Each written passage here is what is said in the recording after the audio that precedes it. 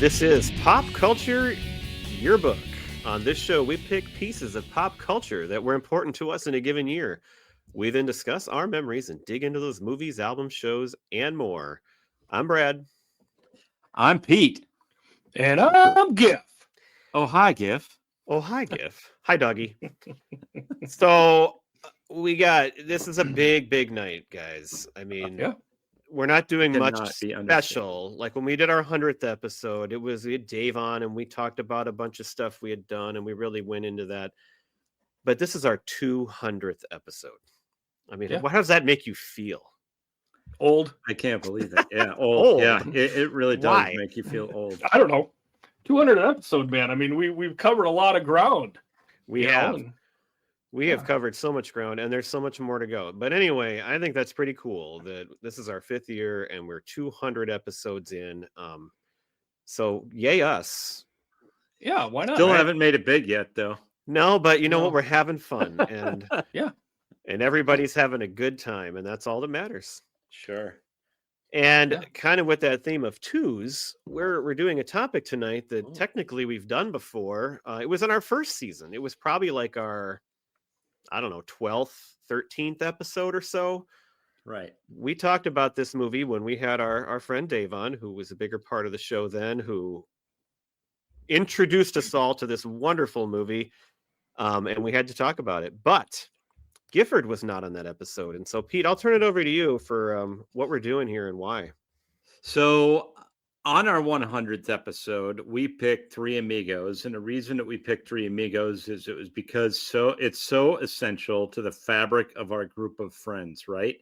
And so I picked another for our 200th episode, and the fact that we're doing 2003.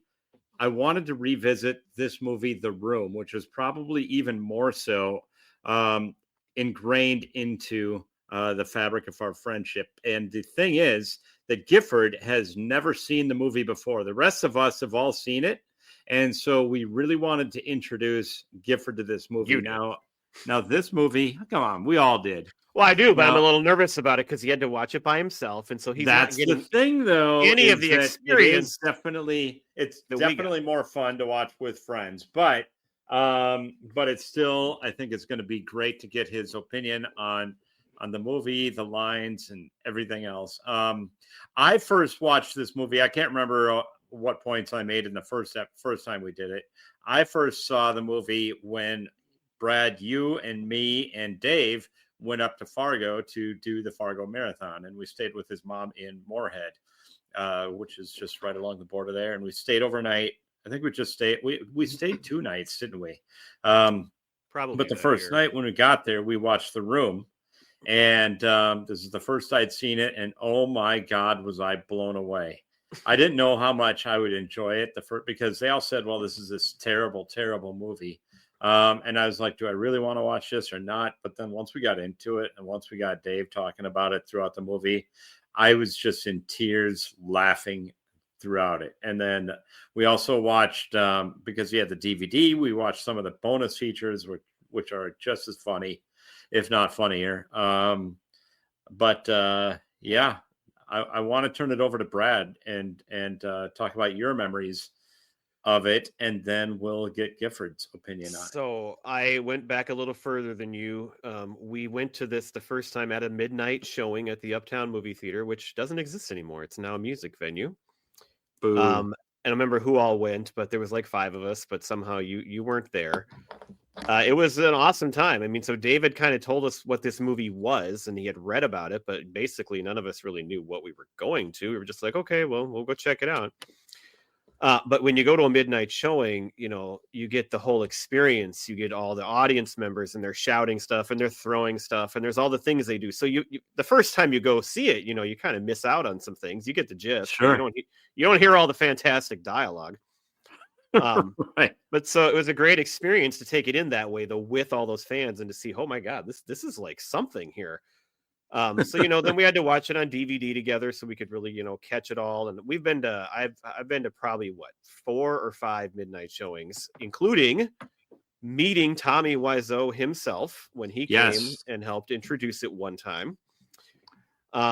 My favorite viewing of The Room, though, is we all went on my 40th birthday where they had a Riff Tracks version of it, which is basically like if you don't know what it is, it's basically like Mystery Science Theater, where it was in the movie theater, but there are comedians basically, narrating it as it goes. And I don't know that They're I've doing laughed what we that do, hard. basically. I don't know that I've laughed Yeah. that hard in my life. I would love to see that version again. My wife even came with us for that one. It was her and all my friends. And you invited all my friends. Good And, thinking. Good thinking, yeah. and she was dying laughing too. It was great. So we've had multiple different types of viewings, and they've all really been special in a way. And so it is important to us. But our third wheel here, Gifford, has not been a part of that. So when you say it's a part of the fabric of our friendship, it is with a different group, the group that lives here in this area, but without Gifford, it's not quite complete. So It is I now. guess we'll move it on to that now. Well, yeah, not all your friends were at that. I'm pretty jealous after hearing the Riff Tracks portion of that, how much fun that would have been. Oh, hold on. Is that available anywhere, like on YouTube? Or You know what? I something? think I kept looking it up. It might be on YouTube. I think if one time I found it and was going to watch it, but then I forgot about it. So I'm not 100% sure, but it would be worth looking for it for sure. If you find it, I'll look for it too. But if you find whoever finds it, post the link or send it over. I would love to see that again too. Yeah. So we have a picture from that night, and I basically have 10 friends, and 8 of them were there. Gifford, you weren't Exactly, there, 10. and I think Mark wasn't there. Kurt was there. But Mark- hi, Mark. Of Mark all wasn't. people? He couldn't make it that night, so everybody else was there, including Kim, and it was just a great night. Sure. Well, my experience with this movie prior to watching it ahead of this episode has to do with the K-Fan Morning Show. Because on the morning show in the past, they've had Mark Rosen, and of course, he was a mainstay for quite a while, come in on, I think, on Tuesdays, and then Mark Parrish. So there's a lot of drop-ins with the, what a great story, Mark, oh, hi, Mark. So you heard all of these drop-ins from, the movie that Tommy has. So you were aware of it. So I was aware of it, yes. They've talked about it. And then, of course, you guys talk about it as well.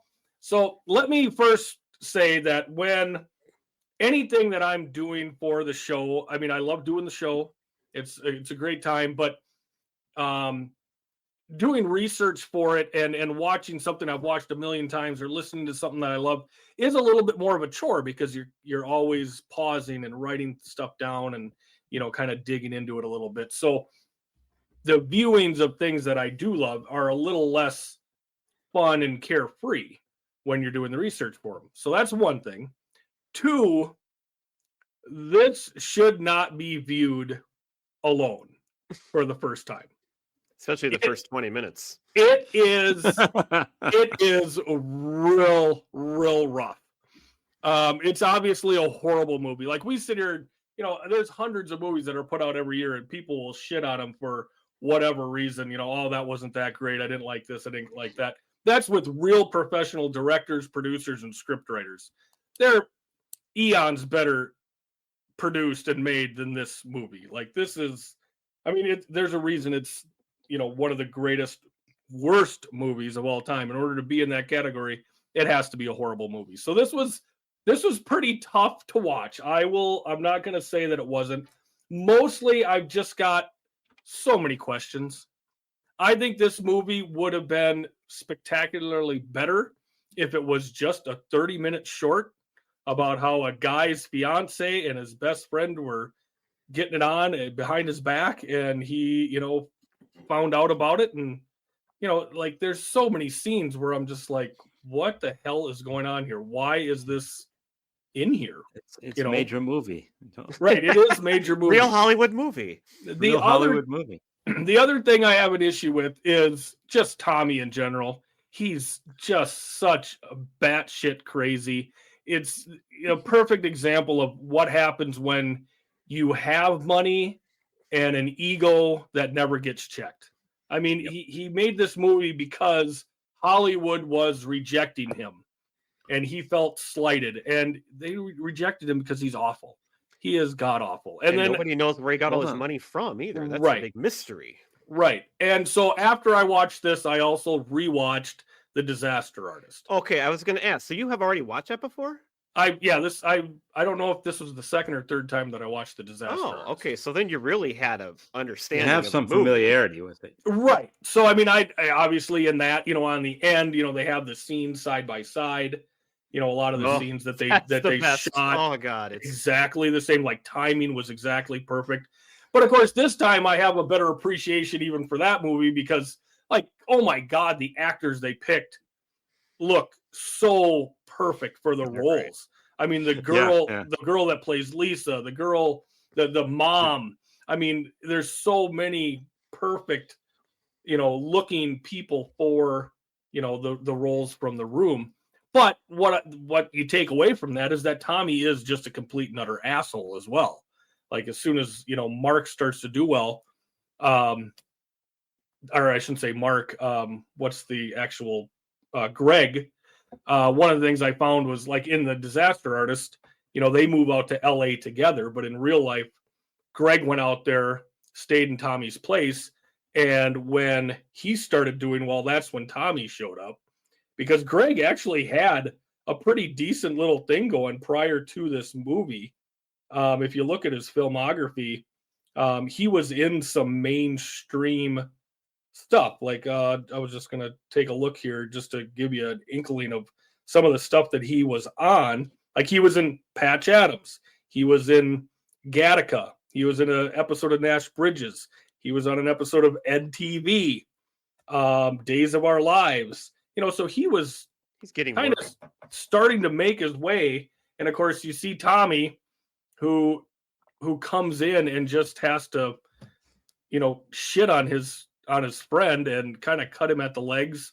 And you see that in The Disaster Artist as well. So I just don't like the guy. I mean, he is awful at what he does. This is why he never got into any other roles. What I watched this on was what Pete sent, the archive.org.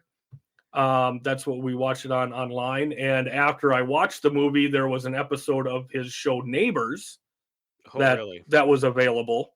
And it's very similar. Like he's in an office and people from the show, characters keep coming in and doing a little bit, but you don't know who any of these people are. You don't know how they relate to one another or why you should care for them or what their niche is and their story. Like it just doesn't make any sense. So I mean, Tommy's made other movies, but he hasn't been in pretty much anything else besides something that he makes because he is that awful. Well, I But don't you have to say though that Tommy is an inspirational guy though, in a way, because it's like people keep telling him no, he couldn't do it.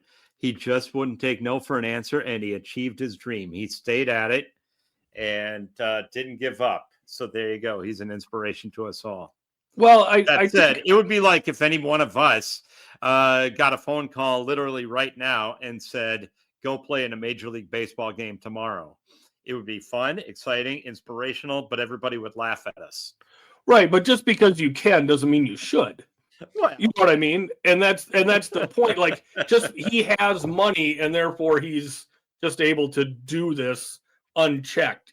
So yeah, you can follow your dreams and you can do great things, but this guy is absolutely delusional. He bought out that theater for 2 weeks. I know. I was just giving a counterpoint because he wanted it to be eligible for the Academy Awards. Like he thought this was a real, serious Hollywood movie. Well, and you mentioned that he did other things, but he only made these other shows in this movie that he made in the recent years after this movie gained its cult status. Right. I mean, it's not like he ever parlayed.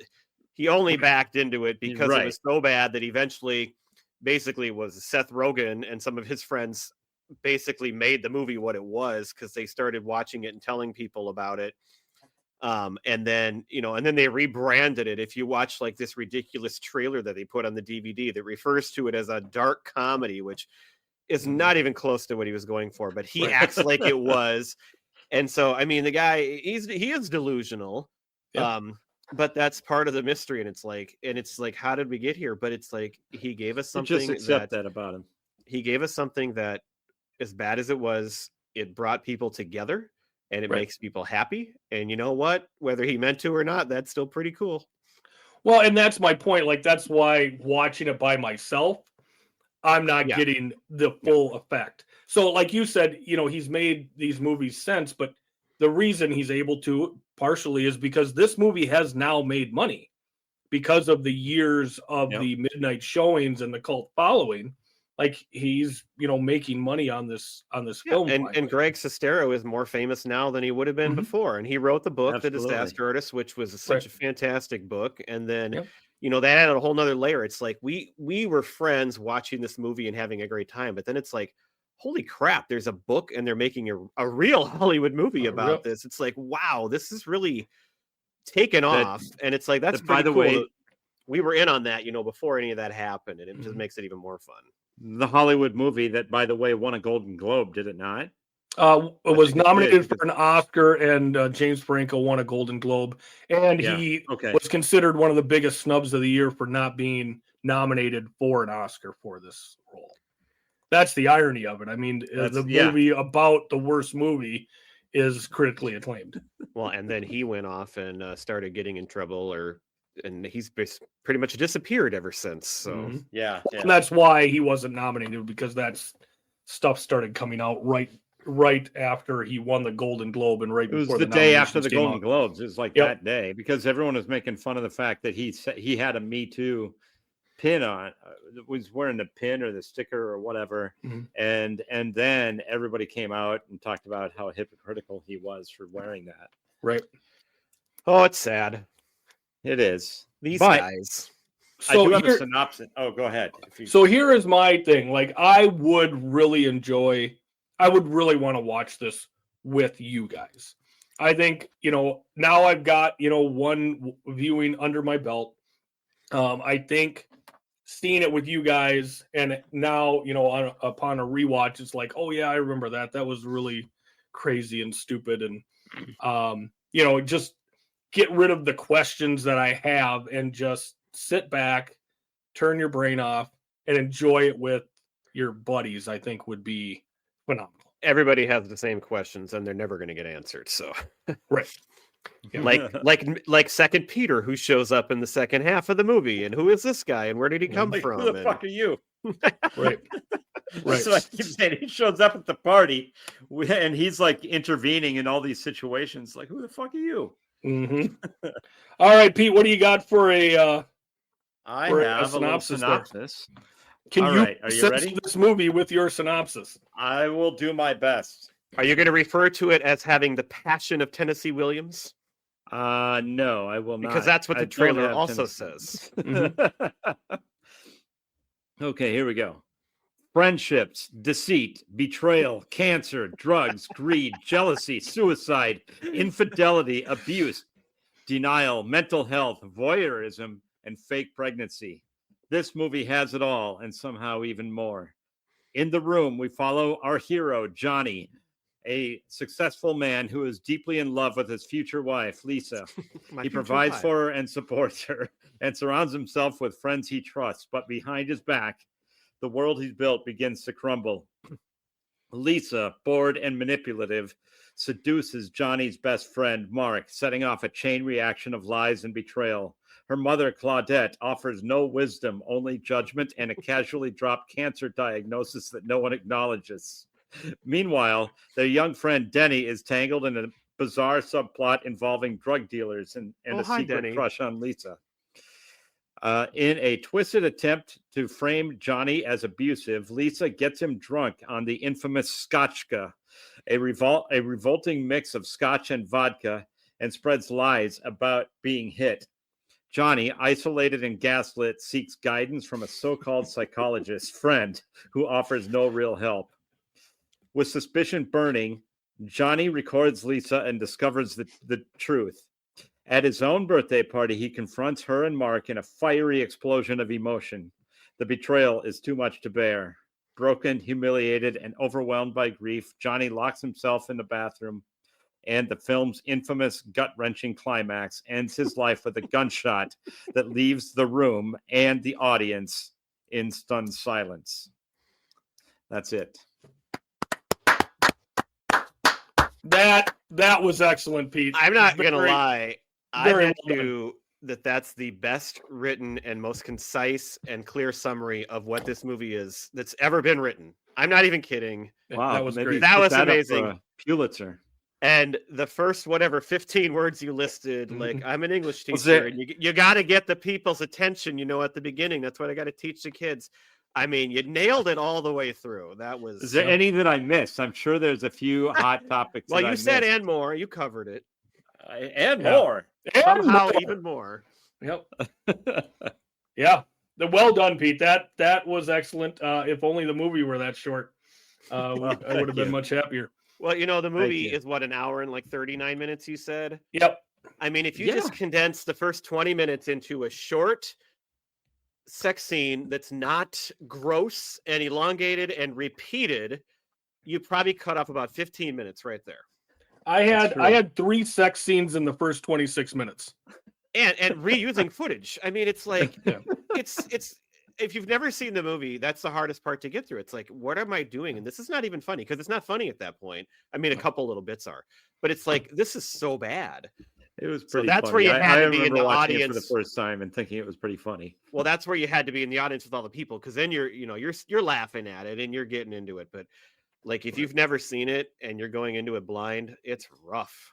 I tell you what, So good for him to be able to reuse footage. I can't say that I've got that that's kind of efficiency. length there. It's Yeah. economical. Yeah. Yeah. I did ask Gifford because he's the one that hadn't seen it before. Just for the Mhm. audience, though, I asked Gifford to lead the workload here in Sure. terms of the things that stood out. Being, now that you're losing your virginity in this movie, Mhm. what stood out to you? Well, the first thing, as I said, I just have a lot of questions. Like, why is this scene in there? Let's hear them. Okay.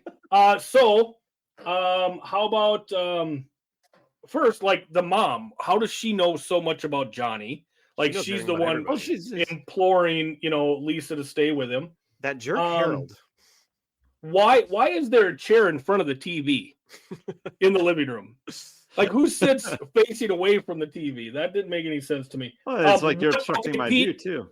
Pete, here you answered one in your synopsis. What was in the glass before the vodka? Why would you bring in half full glasses rather than Scotch empty juice. glasses with 2 bottles? You know what I mean? It's Like, famous. yeah. So that thank you for answering that question. I guess I found out later on who these people were that just pop in the apartment to get frisky on the couch.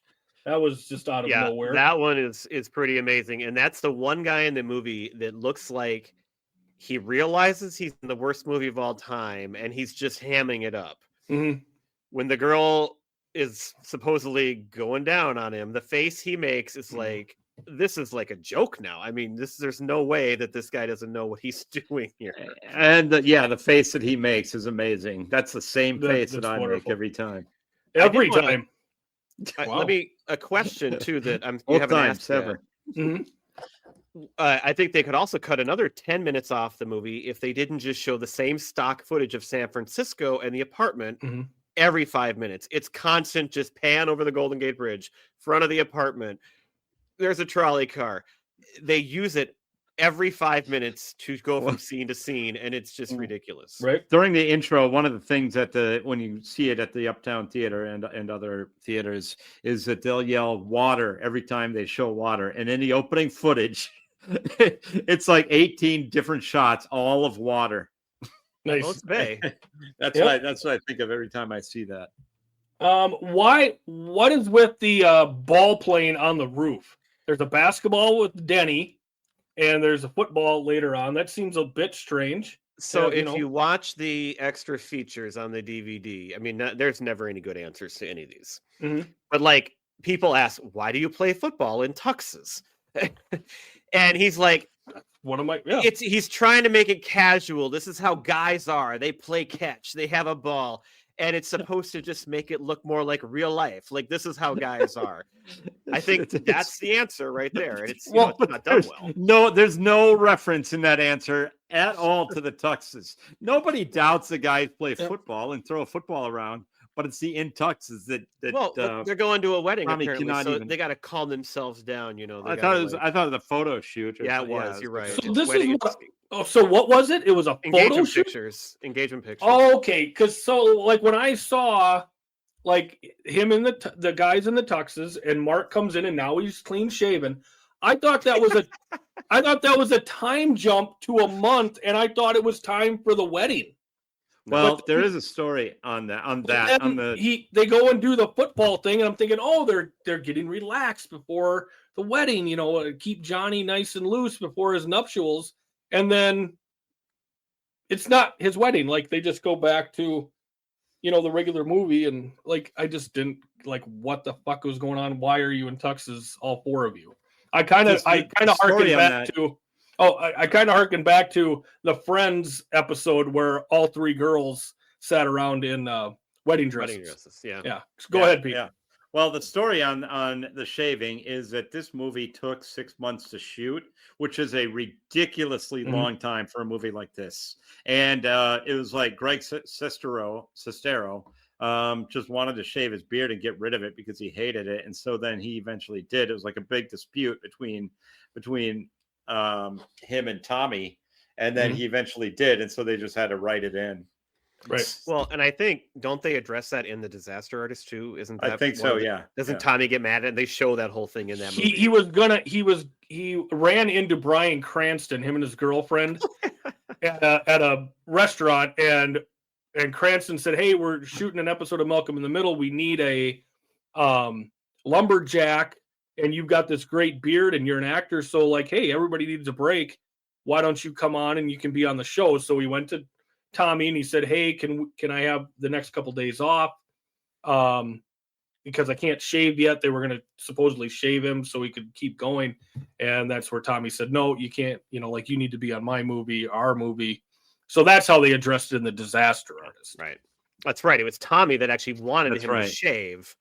It Mhm. wasn't Greg that did it and made him Okay. mad. It was the other way Yeah. around. I apologize for my. A couple Error. other questions here. So what the fuck is that rooftop scene between Denny and why is it Chris R? Chris R. Why isn't it just Chris? And No they one actually knows. put it up in the Disaster Artist. You're like, can't I just call him Chris? Pete, you asked via text who was the best actor in this movie. Chris R, the person who plays Chris R, he was the one actor. Honest to God, he was good in that. Well, he went role. for it. I'll give him that. He was scary. He was scary. Yep. He goes hard. So is Denny on drugs? Is he taking drugs? It's really not clear. What kind of money? So Mark What and kind of Johnny drugs? tackle Chris R, and they say we're going to take him to the police, but then they get back right away. Like They're back in where 30 is Chris seconds. R, like at this point. Well, I think they just let him grab off on at the the 10th roof. floor. They walk him through the door down the stairs of the roof, and then like 10 minutes, or not even, 10 seconds later, Mhm. they come back up like, "Oh, we took care of it. We dropped him off." A But couple the green of, screen too. I like Yes, that the was. green screen This is too. also in the Disaster Artist where they talk about it, but they didn't need Well- the green screen. They could have done it on a real rooftop, but he insisted on doing, the movie that way, and it's so fake, and that just adds to the charm of it. It's Mhm. it The whole it's thing better with that way. Claudette and Lisa are yelling at him. That whole thing, she was going for an Oscar there, but both of them, but especially Lisa. Yep. Juliette Danielle is the actress's name, but Uh-huh. she was really Lisa going looks for hot it. tonight.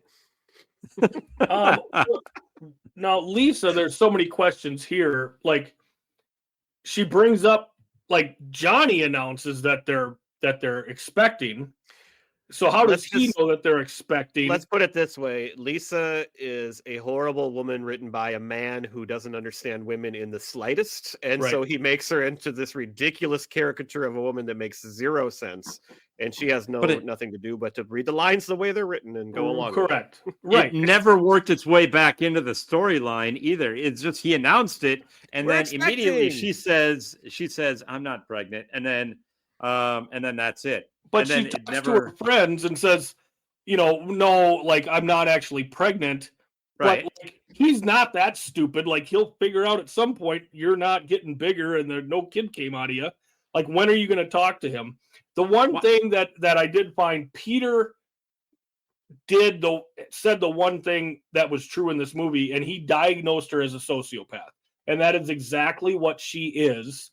She doesn't understand social cues. She doesn't care about the feelings of others. She just does whatever she feels like. And so she is. I just want to live. That's correct.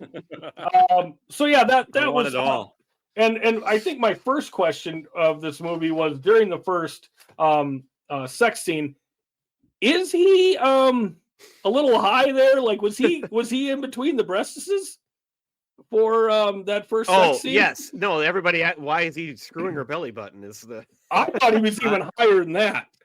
I thought he was right in the cleavage. No, but the greatest line that's ever been stated about this movie was on the podcast "How Did This Get Made" with Paul Scheer. I was going to and say Nan the same Lucas. thing.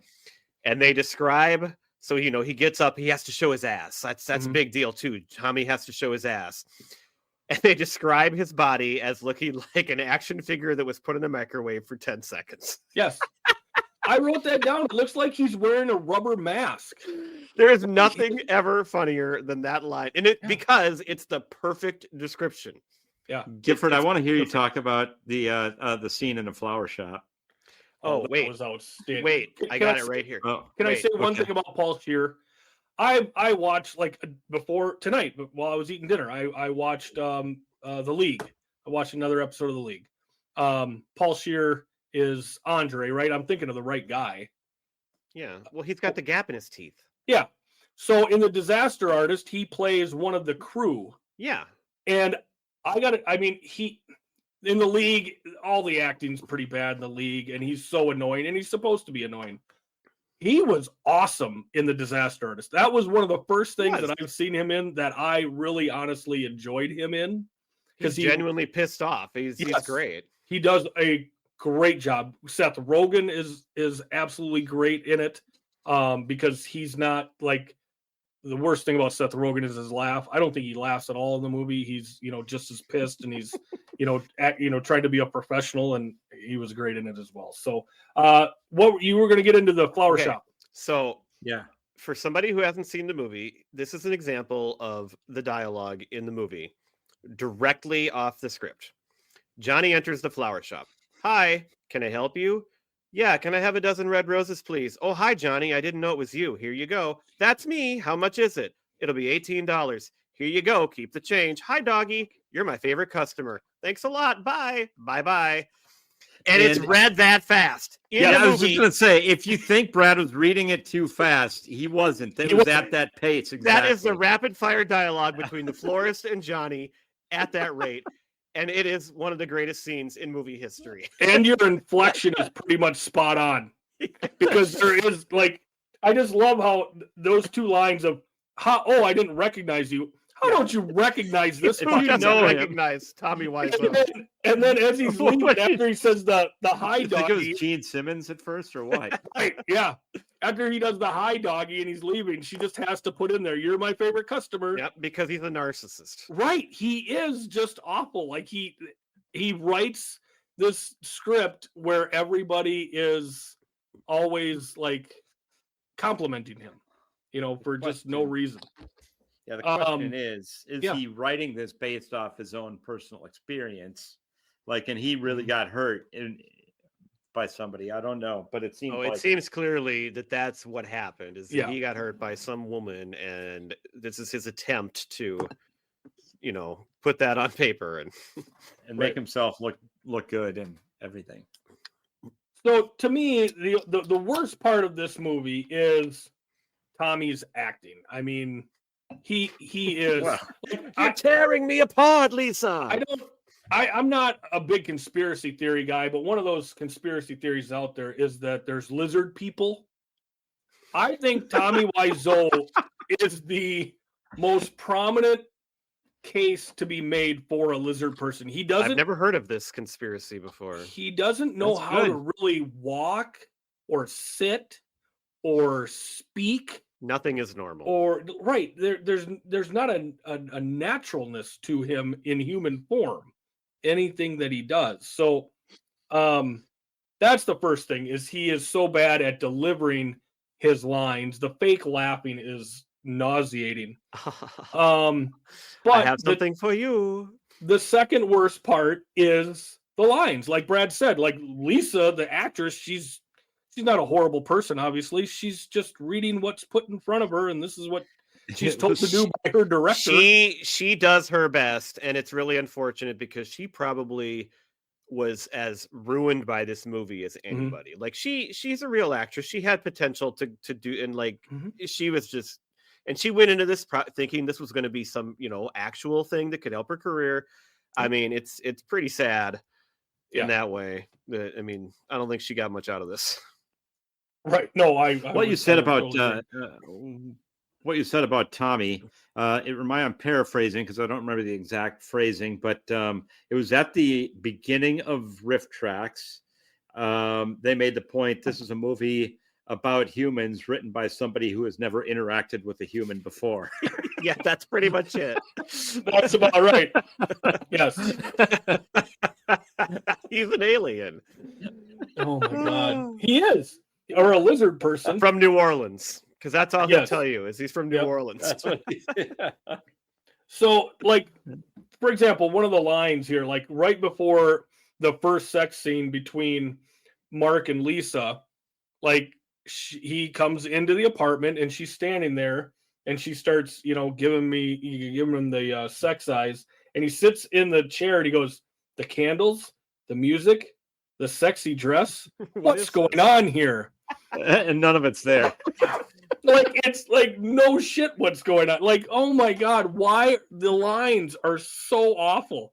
And then, of course, but there was no candles anywhere. There's no, in the middle of the day. That might be. But and then like no the sex scenes have so much moaning dubbed into them, which it was so amazing. The songs that are in the sex scenes, like terrible. Holy cow! You Are My Rose. All written by two people, I think. Were these original tunes? Let me see here. We got You Are My Rose. Let me see. I Will was performed by Wayman Davis, written by Kitra Williams. That's who it was. Kitra Williams had a few songs in here. Baby, Bangers. You and Me, and also You're My Rose. All Kitra Williams songs. My rose, my rose. Yeah, they didn't spend much money on the music budget for this one either. No. Considering how much money he spent on the movie and the cameras, you'd think he could have maybe got some good music. Like, why not go for the whole thing, man? Right. Yeah, he had plenty of money, right? I mean, in The Disaster Artist, I think they said it was up to $6 million was spent making this film. Like, holy cow, where was that money spent? So, Gifford, did you have any you've obviously heard some of them before, but did any lines, I would like to know if you had any favorite lines that stood out, or I mean, you mentioned some bad ones, but like, well, I mean, to me, one of the greatest ones, let me see if I can find it in here, is when he comes out onto the rooftop and he's talking to himself about not hitting Lisa. And he just I did not. Oh, hi, Mark. Like, he just I didn't hit her. I did not. And he throws the water bottle, and then, oh, hi, Mark. That's like, the iconic one. And it's played so greatly in The Disaster Artist where he can't get it right. He keeps this horrible line. He keeps I hit her. It up. What? You want to change the line? Right. That would change the whole plot of the movie if that's what he said.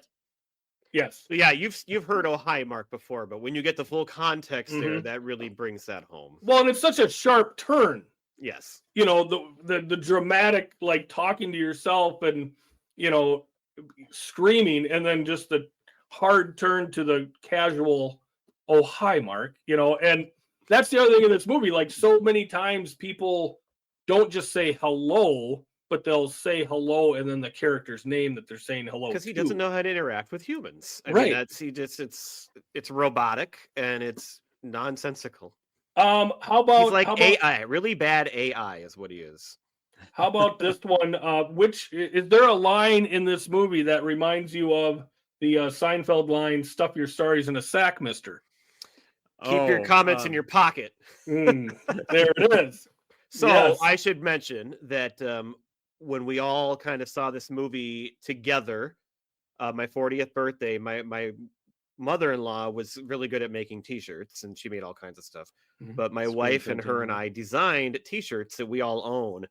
And the back of the shirt is just quote after quote from the movie with some pictures even.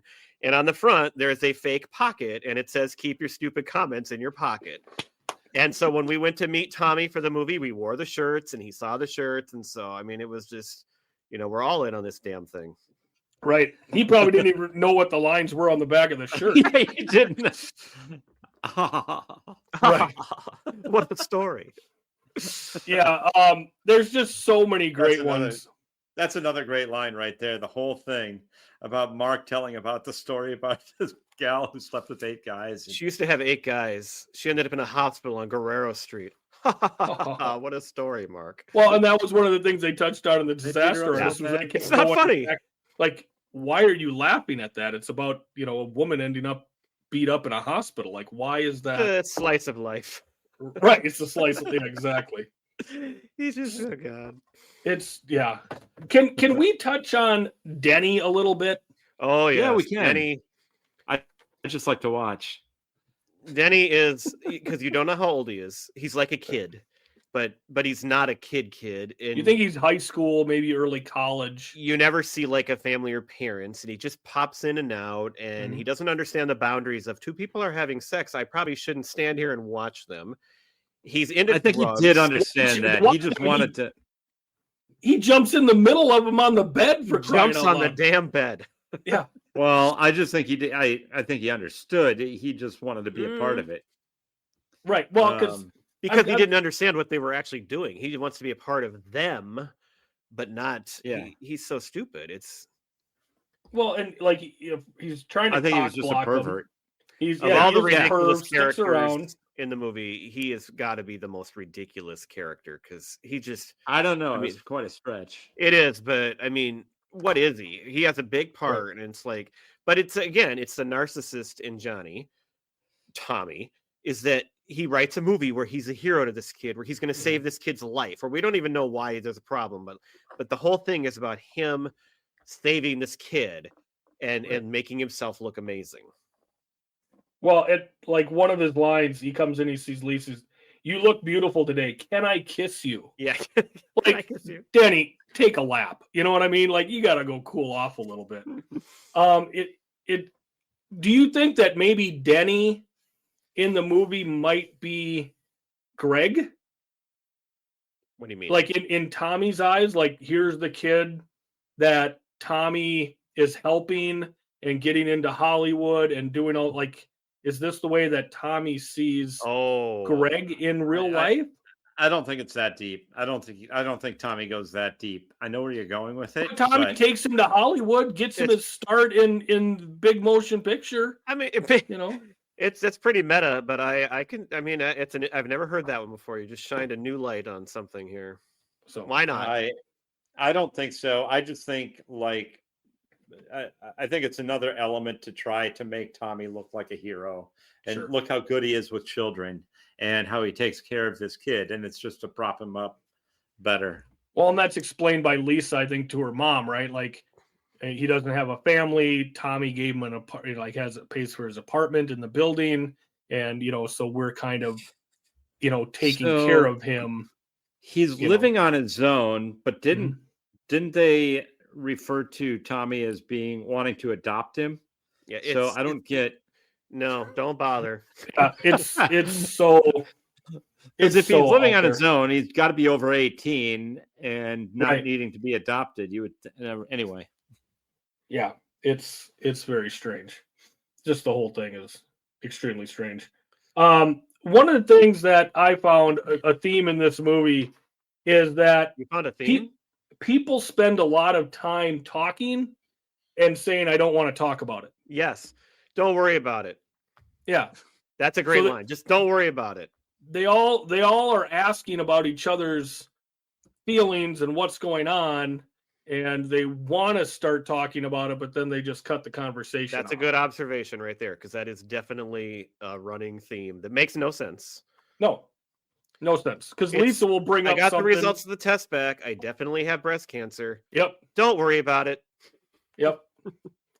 And then that never comes back again. It's like, Never. Right. What the hell? Why would you bring that up? So great to include it in your synopsis, Pete. There's not even any side point to that. Like it doesn't make Tommy look any better. You know, Right. which is It's to one of add the drama. movie. It doesn't It's even to add drama. It's to add it's his drama, idea of adding drama and thinking It's a that slice of life. It's a Slice of everyday life. Yeah. So I did draw one analogy. There was a scene, maybe about 50 minutes in or so, and Mark and Lisa are talking on the phone to one another, and they're, obviously Mark's having some issues with cheating on his best friend with the fiance. And his cadence, the way he talks, and just his attitude in the conversation, he reminds me of Napoleon Dynamite. And this would be a love triangle between Napoleon Dynamite, Pedro must be Johnny, and then Deb, because Pedro and Deb had a moment in Napoleon Dynamite, right? They went to the dance together. Yeah. Even though Napoleon ends up with her at the end, I believe. But Well, just they're his playing tetherball together. right, yes. But just Mark's cadence in there and the way he was kind of like, like he was annoyed with the conversation. If you go back and watch that, that might be before the beard comes off. But yeah, there's definitely a Napoleon Dynamite sense to this. Maybe I'm stretching. I don't know. Sure. I don't know. I'd have to see that one. Yeah. You got anything Is else? there here? any big points that we missed? Pete, do you have any more questions for him? Well, one thing, I mean, Well- just again, we talk about how any part is written poorly, but Lisa's part in particular at the birthday party towards the end, like she says, let's everybody go outside. And then just to stay back in the No. apartment, like nobody's going to come back into the apartment and catch No. you making out. It's the in and out at the birthday party. That's just another one of my favorite things because it's just so dumb. And they move. It's almost like one of those cartoons where everybody's all huddled up together and they move in a big pile. Mhm. That's what it's like. Yeah, woohoo, outside. Right. And then when she's talking, and then Mark's face, like when she explains it to him, now they're outside Mhm. and we're inside, and he's like, oh. Well- that whole facial expression, and Yeah, just Mark tilts is his head pretty back. slow. Mark Yeah. is what? He's pretty slow. Well, Mark has no impulse control because the whole time, like 1 second he'll be saying, I can't be doing this to my best friend. And the next second his pants are undone. That's because Lisa's irresistible. That's her R- character. Right. She is a seductress of the highest level. She is. She absolutely. And then of course he needs to XYZ after that one interlude. XYZ. But then like at the party, like they're outside and she's talking to her friend, and as you guys said, second Peter, I think. Yeah. And she just cannot understand how what she is doing not only is jeopardizing Johnny and Mark, but her friendships with the friends in that group. Like she just can't put together how this is bad even for her. So, I mean, the writing in it is awful. And like you say, this actress is doing all she can with the limited resources she's given.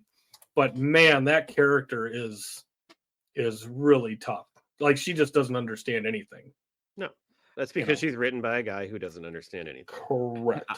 I would like to get your reaction, Gifford, to the final scene, the most Mhm. dramatic scene where he sadly, tragically commits suicide. But he is making love to her dress at the same time. Mhm.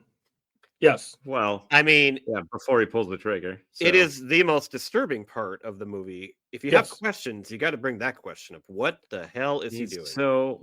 he's so distraught. Well, and in the disaster artist, it's great because when they're filming that scene, he shoots himself and then sits back up and keeps going.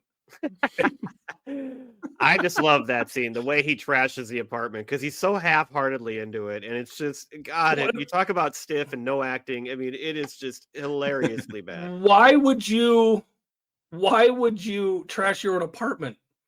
He's gonna kill himself, so it doesn't matter. You know, I suppose It's the passion. It's the passion of Tennessee Williams. He You can't can't control help himself. Lisa, like He's he's angry. totally I mean, at this point. Haven't you ever had a fit of rage before? That's how it happens. It's like when the Vikings lost. People put their hand through walls and knock down doors. They get mad. They do it. I That's suppose, not but crazy. holy cow, he's trashing Maybe his the whole most realistic thing in the movie. Yeah.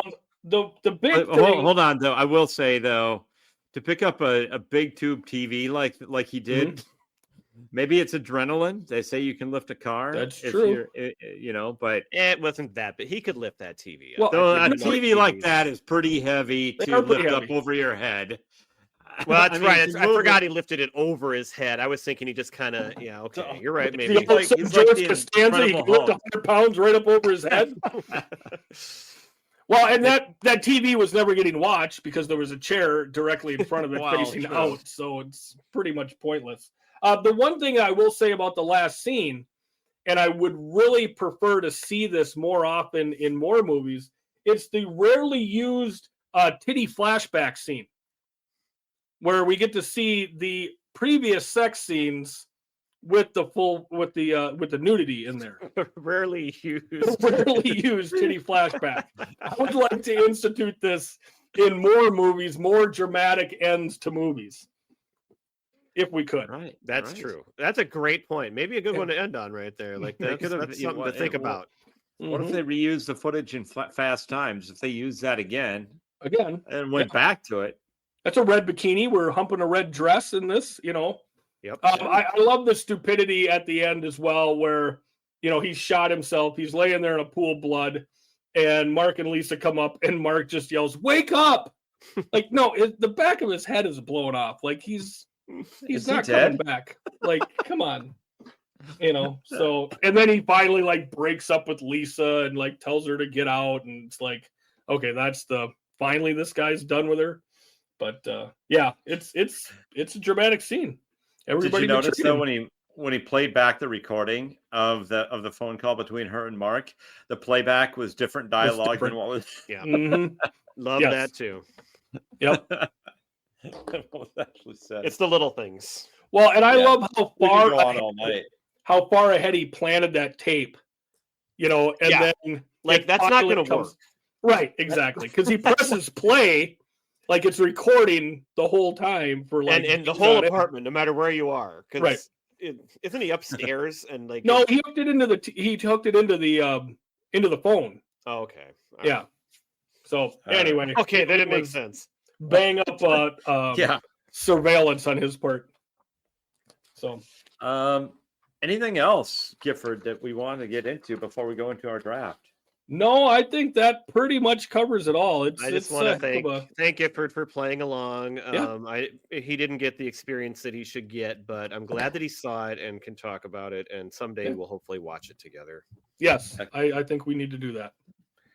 I mean, it's a All right, movie so- I've seen. I didn't even watch it this time because it's on memory, that word for word all the way through. Like I didn't need to do anything to remember it. So And we could probably do a whole nother episode on it too, but and come up with even better insights. I think 2 episodes in this movie is more than enough. We could do a whole show. Like let's end Pop Culture Yearbook. Just do The Room podcast where every single episode we talk about The Room, and I think Please You do. go start that one. I'll Yeah. do that REMU2 one that I want to do. Okay. Say, can I ask one last question? Yes, you may. Why The Room? Oh, well, he explains that That's in the DVD explained. as well. Okay. I mean, Then- it makes no sense. Pete, Please do you have enlighten the me. end? Because when you think about in your life all of the good times and the bad times, they almost all happen in a room. It's Are a you place. shitting me? It's a place It's a where we place. can come together. Something It's like that. it's symbolic. It represents a place. I mean, Wow. That's essentially what he said. It's He's Wow. not wrong. I think back of my good times and bad. Most of them do Happened happen. in a room. Sometimes I'm outside. But most if you of saw them. his explanation, you would be just as confused as you are now. It's wonderful. Well, thank you for shedding some light on it. I appreciate right. that. Yes. Our draft for tonight is the favorite bad movies. These are the movies that are so bad they're good. Like The Room is the shining example of it. So, and I know there's plenty of other ones out there. I'm looking forward to what you guys have to say. We're going to start with myself, and then who had the number 2 pick? That would be me. And Giff, just to and be then clear, Brad. Pete didn't give us any parameters other than There are no how parameters. we define bad movie could be very different from one to the other. We're going Right. to find out right now. Correct. So Somebody's I- feelings might get hurt by something that gets picked here. Mhm. I am taking it right off the bat. I'm going with The Room, the obvious Okay. choice. There is no other movie that fits this category any No, better there's- than The Room. No, we watched one the next year, Pete. That's really close. Well, it is on my list. Yeah. That one. It's number 2 on my list. What you're talking about, I know It's also number 2 on my list, Well, then you're gonna get to have it. unless I switch my stuff around. That's true. My number 1. This came out in 2004. Only registers 21% on Rotten Tomatoes. It combines 2 great horror franchises. This is Alien versus Predator. I just can't say enough great things about it. It's awesome. I love the Predator series.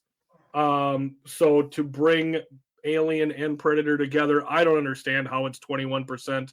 It brings so many of the tropes of each franchise into it. I think it's awesome. I think it was something people were waiting for, including myself. So that is number 1 on my list for a bad movie that I will watch over and over again. I own it on DVD. Guilty All pleasure.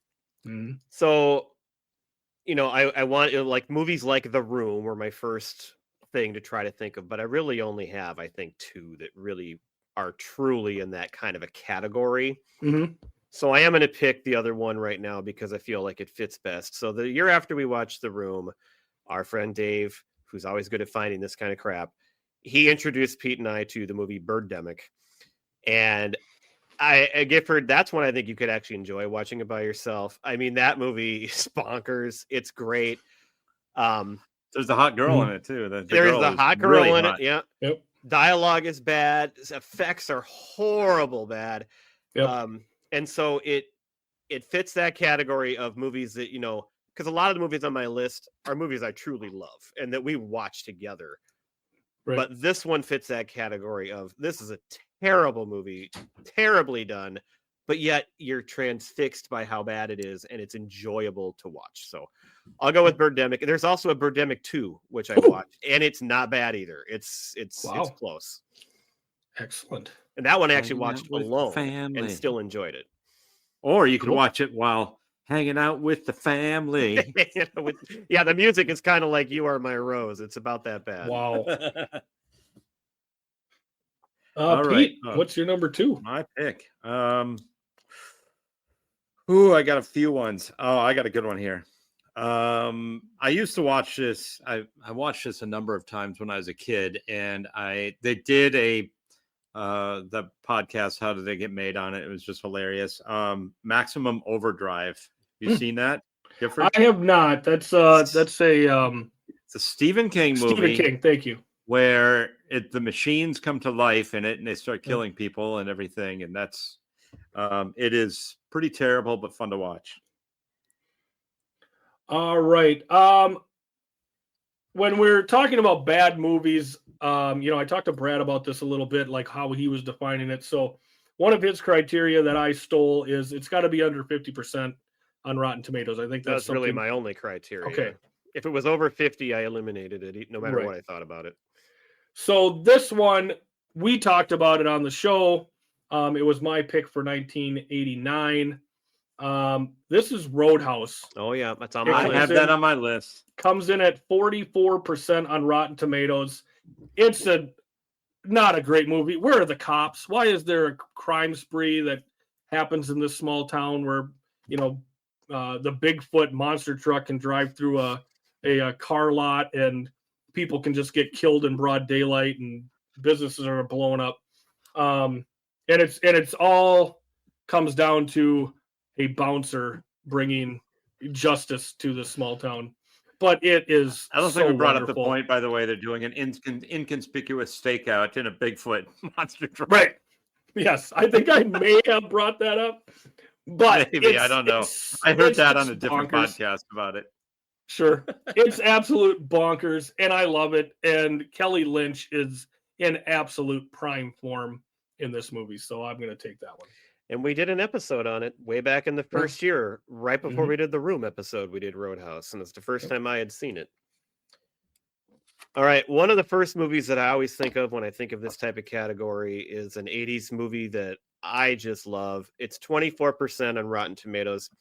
It's stupid, but it's got the two Coreys and it's got Heather Graham, and I just think it's fun. I love License to Drive. That's my number 2 pick. I mean, if that movie's on, I am going to watch it. And it's just one of those things that it's like that comfort thing where it's so stupid, though. It's not good, as the Rotten Tomatoes would attest. And what was that one at? 24. Okay. Pete. Brad, you might disagree with me on how bad this movie is, but I know you love this movie, right? But I'm talking about Nicolas Cage in Con Air. Oh, well, see, I had that one on my list, and I took it off because it is over 50% Rotten Too Tomatoes. high? Okay. But it is. But I had it down at first until I looked it up because it is so cheesy. I mean, I think that's a good. You and I always you're defending that movie, but Put the bunny down in the box. It's so, and the actors in that movie, they're it's just stockpiled with amazing talent in that movie. Ridiculous situation. Yeah, it is. It's an all-star cast. You got guys carrying a plane by hand. I mean, it's awesome. But yeah, it's awesome. I had it on my list, and the only reason I took it off is it didn't meet my criteria. Critics liked it just enough. But it's a horror. Like Pete, I completely agree that it should be here. I mean, it's a horrible movie. Me too. And I don't think it's a horrible movie. So much fun. It's but Nicolas Cage is playing a cartoon of himself. I mean, it's the hair. It's just there's a lot of people playing a cartoon. Steve Buscemi and that little girl. And I Mhm. mean, it's just so much going on. Yeah. And John Malkovich is your main bad guy. I mean, come on. It's unbelievable. So many great actors in it. All right. This will be the highest rated movie, but it is still under 50% that I'm going to put on my list here. I brought it up a million times. Great movie for if you like strong females and funny females. This is Drop Dead Gorgeous. Takes place in Brad's fictional hometown of Rosemont or Mount Rose, Minnesota. Ellen Barkin, Allison Janney, Kirstie Alley, Denise Richards, Kirsten Dunst. Yep, and Amy Adams in a very early role. From Minnesota, the Chanhassen Dinner Theater. That's correct. Just absolutely great. I don't know why it's not more highly rated. What is it rated? What is the number? 47. Oh, that's higher than I actually thought because I know it's not considered great, but I know you love it. I love that movie. Well, I'm going to pick one that's also 47%. Okay. And this is one that we've done on this show. And it is, I mean, it's kind of like Con Air, where the main guy is kind of just playing a ridiculous character of himself almost. I'm picking Fear. Oh, Fear is absolutely one of my favorite movies. And, it's no great cinematic masterpiece. But it's just fantastic. And it came in at 47%. Anyone else for the comment? Yes. No, and you brought up Face Off, Pete. Face Off is like 90% in Rotten Tomatoes. So I don't think people should pick that movie. When did I bring up? I was doing this. Oh, Gifford did. Gifford was. Yeah, I was going to say nobody picked it. I thought you were going to go Face Off. No, I'm taking Fear. Also, I love Reese Witherspoon, so. And if you like roller coasters. Yep. Thrill rides on the roller coaster. Face Off is 90% on Rotten Oh, Tomatoes. that movie, yeah, I think it's one of those where as Oh time my goes on, people love it even God. more. But it's one of those too, like, how did this get made? Did an episode on it? Mhm. Like, it would fit, but I wouldn't conclude it because it's rated way too high. Yeah, it's a little too high. All right, stop right there because I have the next pick, right? Yes, you do.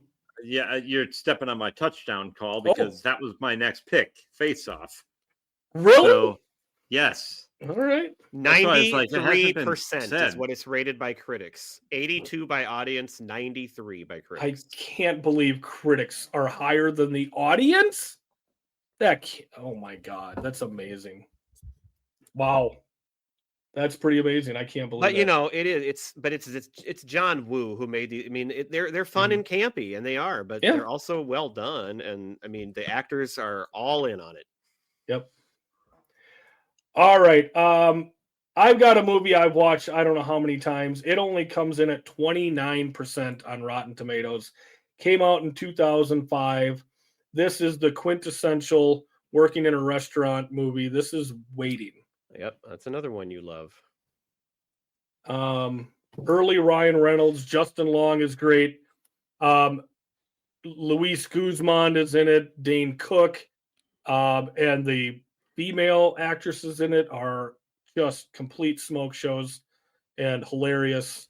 And there's a great little contest that's going on throughout the restaurant that if you haven't seen it, please watch this movie and try to emulate it at your own job. That'll do well with HR. All right, well, I'm going to pick one again that we have an episode on from our first season. This is the one where I wonder if Gifford will be upset, but it comes in at 32% on Rotten Tomatoes. And it's intentionally bad because it's a spoof, and I'm picking Not Another Teen Movie. I didn't consider that one just because I think it is a great movie. Like, I think it should be way higher, but well, so do I. And I think It's Fear not a is bad too, movie. but you know, that's yep. it's And I get- intentionally Well, bad. Yep. Fear is, I mean, Fear, there's some points where it's just so ridiculous. It's a great movie, but it's just, you know, but Not Another Teen Movie does exactly what it's intended to do. Right. It does, Like, but I yeah. also think it's an acquired or it's a specific audience, and Sure. many You can, people you can obviously pick it if you want. I don't care. Absolutely. I love that you did. I love anytime that movie is Yeah, once you do. included. I had it as my number one pick in our favorite schools. That's right. know, Johnny is so- high school. That's right. My next- Yeah, great one. Go ahead. Oh, wait, is it my turn? I Yes, thought sir. you were going to go. It's You're my closing turn. it Okay. out. Yes. My next one is getting picked on the basis of one scene alone, and you all are going to know what I'm talking about. I'm going with Showgirls, Oh, yeah. the famous swimming pool scene.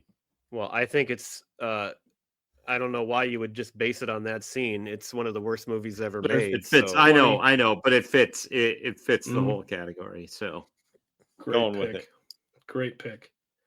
All right. I'm going to close out with a second Ryan Reynolds film. This one comes in at only 18% on Rotten Tomatoes from 2002. This is Van Wilder. We got Cal Penn, Ryan Reynolds. We got Tim Matheson. That was only 18%. 18% Wow. on Rotten Tomatoes. I watched that movie. I haven't seen it in a little while, but I own it on DVD. I've watched it over and over again. I think it's just wonderful. So yeah, that's my final pick. Brad, what are you going with? Well, this is tough because you know there's so many options. You're right, Gifford. There's like zero overlap here. So I'm gonna go with one. I can already look at my list and know that I'm not gonna get any votes for this, What? probably. So I'm gonna pick a movie that's special to me again. And actually, I'm shocked. It almost doesn't qualify. It comes in at 49%. Mhm. But it is a terrible movie, but I love it. I would watch it every year if I find it. And that is A Very Brady Christmas, Oh, sure. which yeah, we you talked can have about it. a couple times before here.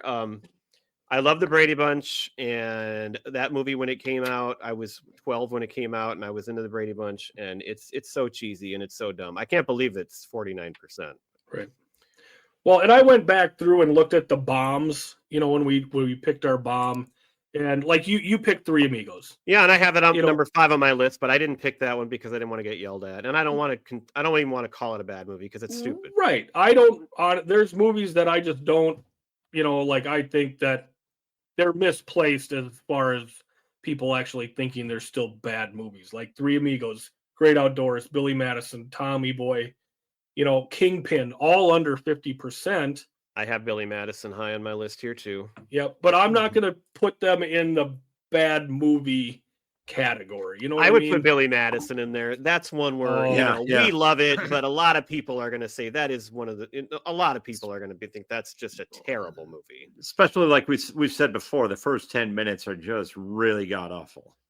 Nobody can say that. I mean, man. I love it. It's a movie I Yes. could watch every Yep. week. yeah. But that's not. I mean, I can also look at it and say, yeah, I can see why. The majority of people probably think this is god awful. Do you guys have any others? Oh, I have I so do. many more. I have Jaws 4. Mhm. I have Friday the 13th, Part 3, Gifford. You could take I a lot of have- those movies. Yeah, you could probably go a while there. Mhm. Right. That was the one I picked because we all watched it together. But any really of those horror movies are ridiculous. Except the first one. The first one's legit. One I picked because I did see it just a few years ago on MST3K, Mystery Science Theater 3000, was Mac and Me. It is so Oh. terrible, but that episode, I was rolling on the floor laughing so hard watching it that I had to put it on the list. I put Big Trouble in Little China, which we've talked about, and Flash Gordon. Last one, this was a little bit of a surprise, but I had Independence Day on here. Mm, Now, we just watched it last year, is after not having watched it for 25 years. And it really is a pretty terrible movie. Yeah. The dialogue is god awful. The acting is terrible. I don't think I've seen And it since. It doesn't make Probably- any sense. And so I have it on my list, but didn't get picked. All right, so I had Three Amigos listed. There's a movie from 1990 or 89, and of course, we had a video store and we had all these movies. It's called She's Out of Control, and it stars Tony Danza, oh yeah. and his I daughter remember is Amy Dolenz, who's Mickey Dolenz' daughter from the Monkees. And I thought she was probably the most beautiful girl I'd ever seen in my life at that point. And the movie is so bad, but I watched it so many times just to see her. And because it's Mhm. stupid enough, it still keeps you just like looking at it. Garfield, I have on my list. That was 14%. She's Out of Control was 11%, by the way. Whew. Teen Wolf is only 46%. So that's another one. I mean, I don't consider that a bad movie at all, but I mean, I can see why it's low. Gifford, we talked about Beer Fest. I have that. Yep. That's 41%. I had Billy Madison and Roadhouse. I had Can't Hardly Wait and She's All That, 42 and 41%. Oh, she's all that. Yeah. Love those movies. The lowest rated one on my entire list is Madonna and Willem Dafoe in Body of Evidence, 8%. But I can't tell you how many times I watched that on VHS. Oh, there's a reason. Mm-hmm. And then I just added shark movies like The Meg, Sharknado, and 47 Mhm. Meters Down because my wife is obsessed with sharks. We've seen all those movies, and Yep. they're usually fun. And I wanted to give a side shout out to TV shows like Temptation Island, Too Hot to Handle, and Saved by the Bell. 3 shows that I've just I can watch all the time. Well, no see, matter and how like stupid. I'm glad you brought up Sharknado. I was going to bring up that movie because that is, an absolutely horrible movie, but it's supposed to be. Yeah, like- it fits this list better than most of the ones we picked. Oh, well, we Correct. should watch Big Shark. That's Yeah. the other one that we should watch. Mhm. Tommy That's- Wiseau. That one's actually on the same level as like The Room and Birdemic. But it's supposed to be bad. Like, I mean, Ian Ziering playing isn't off, going yeah. in to play this role thinking he's going to get an Oscar. Like, it's supposed to be a bad movie. I don't have it on my list because I don't watch that movie over and over and over. Like, I don't love it. Well, I've In only our seen it. category. I know. our That's why I category lumped is- them. I lumped them Yeah. together because there's so many. And you're right. Yeah, I mean, they know they're stupid when they make them, but they know there's an audience for it. Mhm. And the stupider it gets, the more the audience probably loves it. So And that's why, like, a movie like that, I can stand up and applaud. Whereas, like, The Room, Tommy is making this movie to be serious. And when it turns out that, everybody sees it for what it is it just a horrible film. Now he rates it as, what is it, a dark Right. comedy? A dark comedy. You know, In this so hilarious new dark comedy with the passion Right. of Tennessee Williams. That's Right. why you'll never be able to replicate The Room. You'll never see anything like it. You know, anything that he does is just going to be Birdemic Trying is to the replicate closest thing I've ever seen to it. yeah. Yeah. Thoroughly I got enjoyable. Like I loved watching it. It was fun. I got a couple more here. One I just watched again the other night. Another one out of the Predator franchise, The Predator, came out in 2018. 34%. It's a horrible movie. I can fully admit that, but I just love the series so much that I don't remember how many times I've seen that, 2 or 3 times since it's come out. The Adventures of Ford Fairlane came out in 1990 with Andrew Dice Clay. That's 25%. Yeah. I saw Lauren- that one. I figured you might mention that. Lauren Holly, she's looking awfully nice in that. The highest rated one I have is 57%. Transformers from 2007 is an absolute dog shit movie. It is. I had high hopes for it because I love the Transformers. That's the original. That's the one with Megan Fox, right? And yes, Mark the Wahlberg, original isn't he? Transformers movie. Shia LaBeouf. Oh, that's right. Yeah, Megan Fox worth the ticket, honestly. It is. Yeah, she so was. smoking hot. But like the fight scenes, you can't tell who the good guy, like who's winning, They who is go this? on forever in those movies. Yeah, horrible plot holes. So I had it on here, but I didn't want to pick it because it was 57%. The Legend of Bagger Vance from 2000, 43%. What? Of course, you've got the magical African American trope in this one, if you will. So that one's pretty rough. I've seen it a million times. I've seen it. I didn't think it was a bad movie at all. I enjoyed it, and Yeah, I didn't think it would be categorized as a bad movie. 43% is what it comes in at. Half Baked from 98, 28%. Dave Chappelle, Jim Brewer, Harlan Williams. Love that one. The last one I have is Idle Hands from 1999, 18%. Seth Green and Jessica Alba early in her career looking outstanding. Oh yeah, you love Idle Hands. I finally. I do love Idle Hands. Seen it, I don't know how many times, but at 18%, it's listed as a pretty poor movie, but I love it. So that's going to do it for number 200, fellas. What do you think? We did it. I hope that the listener stuck with us to the end here and wants to go watch this movie and see what it's all about. Watch it with friends. If you know The Room and if you like The Room or have experience with The Room, please, for our 200th episode, give us the gift of telling us about it. What is your experience? What do you think? What do you know? Mm-hmm. We would love to hear that more than anything. I want to hear what our good friend John Malkern has to say about the movie The Room. So I know he's listening and what hashtags he might add to it. Hey, Gifford. Hey, what? What band do you think their music best encapsulates friendships, deceit, betrayal, cancer, drugs, greed, jealousy, suicide, infidelity, abuse, denial, mental health, voyeurism, and fake pregnancy? That would be Preacher Row with their cover of "You Are My Rose." Oh, that's great. Right. Yeah, that would be awesome. All right, thanks for listening, everybody. Bye. Thanks, everyone. Bye. 200 more coming up. Bye.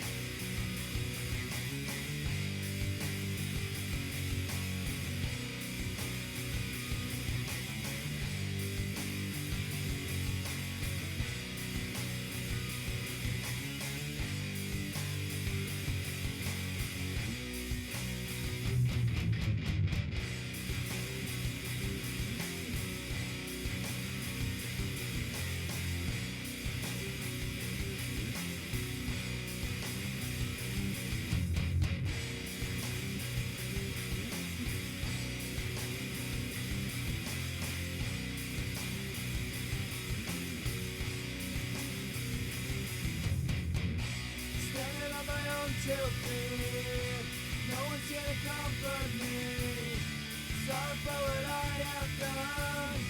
Sorry that your song is gone. footsteps and it will be my last. Hands tied, tell me on my back. I turn and I look to you. I'm scared, but there's nothing I can do.